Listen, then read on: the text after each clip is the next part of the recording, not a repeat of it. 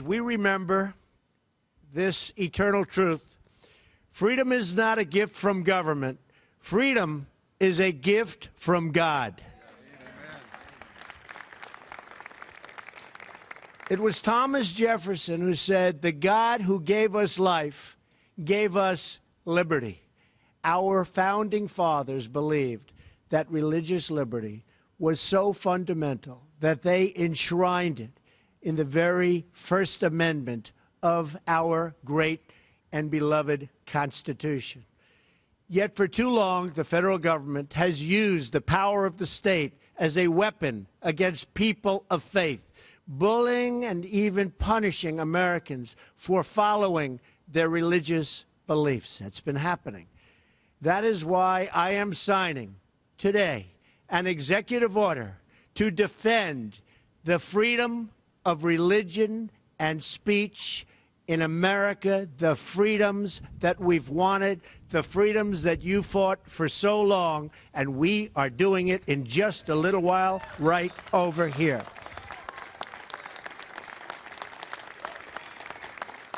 Thank you. Thank you. Thank you.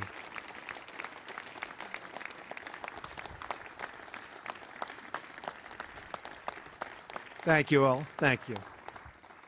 No American should be forced to choose between the dictates of the federal government and the tenets of their faith.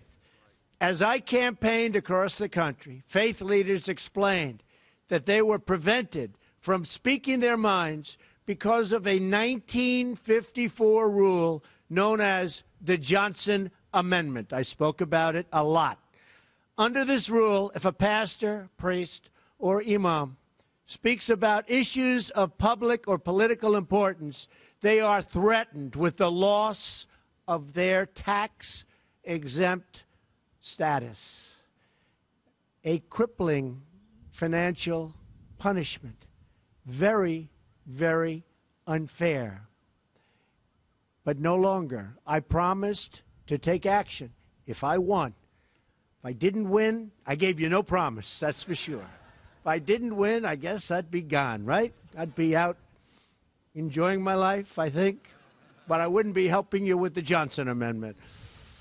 And to this end, this financial threat against the faith community is over.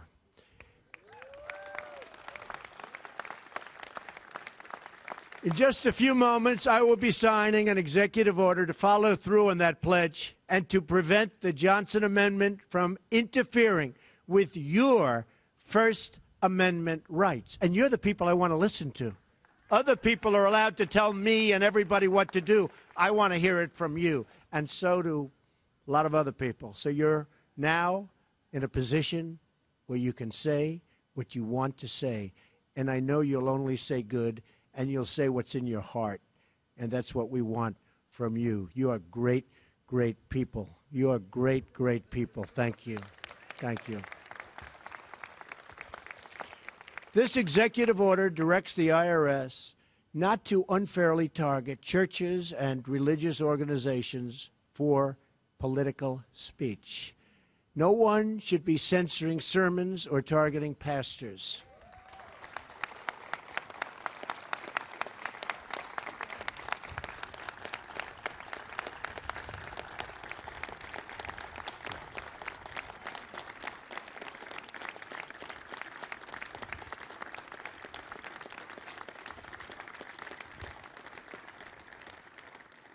And I know one thing, it never stopped Dr. Ben Carson. He said, the heck with the Johnson Amendment, right, Ben? I've been with Ben, and he did what he wanted to do.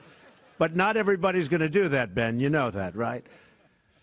In America, we do not fear people speaking freely from the pulpit. We embrace it.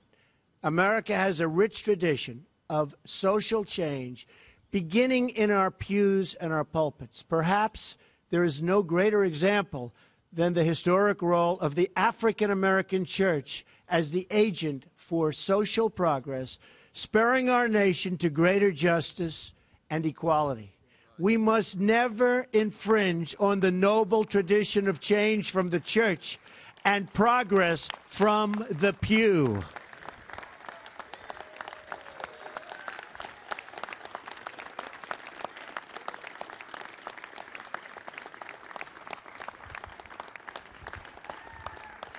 Thank you.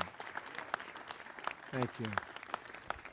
Under my administration, free speech does not end at the steps of a cathedral or a synagogue or any other house of worship. We are giving our churches their voices back. We are giving them back in the highest form. With this executive order, we also make clear that the federal government will never, ever penalize any person for their protected religious beliefs.